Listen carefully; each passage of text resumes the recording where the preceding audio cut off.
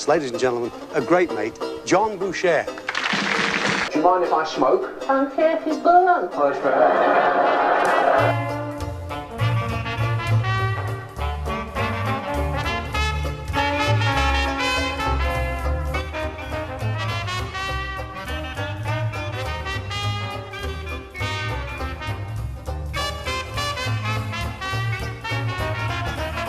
Did you visit Greece? Oh, yes, Uh-huh. And when you were in Greece, did you have the shish kebabs? all the time I was there.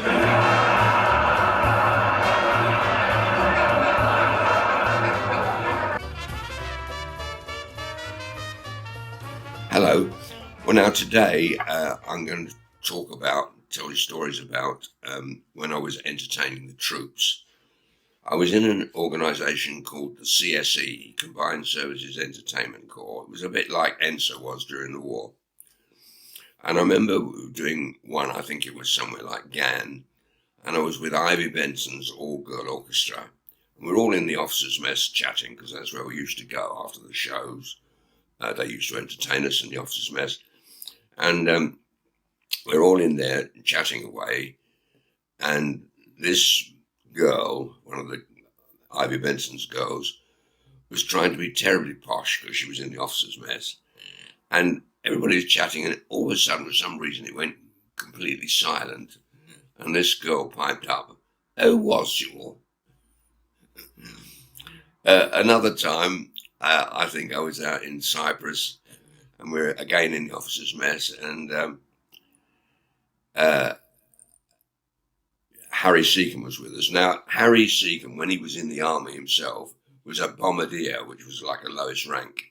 So whilst he was now a big star, they didn't really like him in the officers' mess. And one of the chaps there came up, one of the officers, and said, "Tell me, Seacombe, how much do you actually earn a week?" Well, now this is taboo. We never talked about people's earnings in the business. So he tried to fob him off and said, "Well, you know, it varies different weeks." But he wouldn't let it go, this chap. So he said, "No, there must be a week when you actually earned a certain amount of money. Seacombe, how much did you earn?" So he said, "Well, I remember one particular week," he said, "I was working for the BBC doing the religious spot on the Sunday." He said, "Then I was doing the shows during the week and some personal appearances." He said, "I think yes," he said, "I earned £5,000 that week." I mean, I'm going back a long while. And this chap said, £5,000 per week? That's obscene. Another time, again, we were all in the officers' mess, and I was chatting to an officer, and eventually he said to me, "And what do you do in the show?" I thought, he hasn't seen it.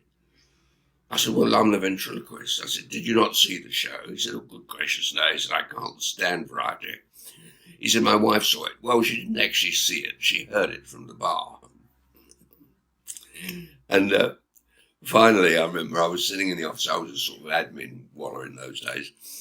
And I was sitting in the office, and a flight lieutenant, Wardill, who was an entertainment officer I'd worked with before, rang me up and he said, "John, can you do me a favour and come and do a show for me?" He said, "Because I'm putting a show on. I need another act." I said, "Well, I'd love to do it." I said, "But the thing is, I've got no leave to come." Oh, he said, "Don't worry about that." He said, "What I'll do is I'll send a railway warrant and come in civvies." He said, "And when it comes through, you know nothing at all about it." I said, "Oh, all right." So we had a lady adjutant in those days. She came up to me and she said, "Bouchier," she said, "have you any idea why you should be attached to No. 2 School of Cookery, Innsworth in Gloucestershire?" Oh, I said, "No, ma'am, no idea." "Well, you better go," she said. So off I went, and I turned up at this place, and I was shown the accommodation. The chap who was in the thing opposite, the room opposite, he said to me, "What are you here for?" And I told him. He said, "Oh, right." He said, "Well, I'll tell you what." He said, "Tomorrow," he said, "don't bother getting up for breakfast. Have a lie-in, and when you feel like a bit of breakfast, come down to hut number 9. He said, "I'm teaching some chaps there how to cook. Just come down there." So I said, "Oh, thanks." So following morning, I wandered down about 10:30 to the hut, and as I went in, he said, now then, fellas, this gentleman here is from the Ministry of Food, and I want you to cook him a breakfast, whatever he wants, and make sure it's good. Well, the poor devils, they were dashing about, worried, stiff, and I sat down to a full English, and at the end of it, he said, was that any good, sir? I said, it was excellent, excellent. Well, they all sort of breathed a sigh of relief.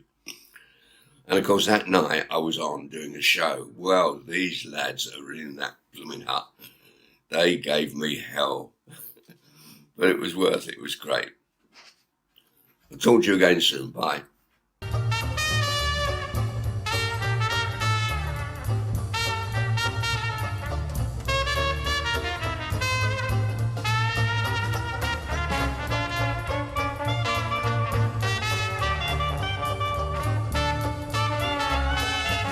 I suppose it's your fault, really, because you're the ventriloquist, aren't you? I'm a ventriloquist. Ventriloquist. Ventriloquist. I can't see you saying I can't. I really have no idea, but I think we've all said too much already, so I'd like you to say goodnight to everybody, will you? Right, from me, Charlie, good night. From me, good night, Mr. Chairman. And from me, John Bouchier, good night, and thank you very much indeed, ladies.